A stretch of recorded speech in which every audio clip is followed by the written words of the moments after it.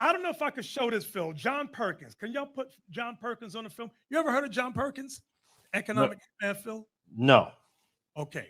Watch this. This is John Perkins. It's short. It's only like a minute and a half. Go ahead, play that. We will identify a country, usually a developing country, that has resources we covet, our corporations covet, like oil.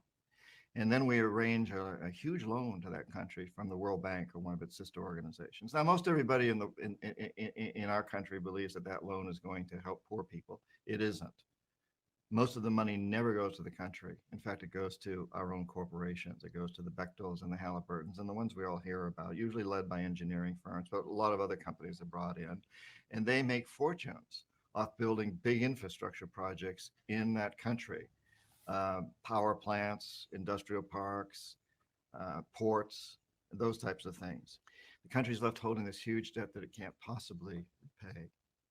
So at some point, we economic hitmen go back in and we say, you know, you can't pay your debts. You owe us a pound of flesh. You owe us a big favor. So sell your oil real cheap to our oil companies, or vote with us on the next critical United Nations vote, or send troops in support of ours to someplace in the world. Thank you. I stood in front of the Shah of Iran, the presidents of Indonesia, Ecuador, Panama, members of the Royal House of Saudi Arabia, and I've said something like, in this hand, I have millions of dollars for you and your friends if you play our game. In this hand, I have a gun in case you decide not to. Now, my words were more diplomatic than that, but that was the message. I was an economic hitman. We economic hitmen have created a new global economy, really, a form of capitalism that I call predatory capitalism.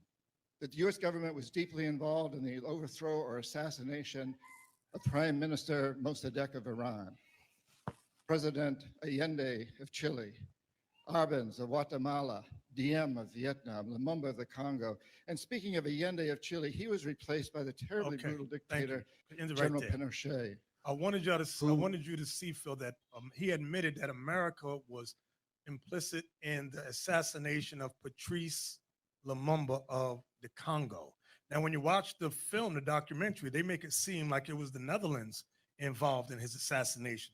But John Perkins, who was there at the time, he says it was America who was behind the assassination of Patrice Lumumba, but President Patrice Lumumba. America got their hands everywhere and their reach is long.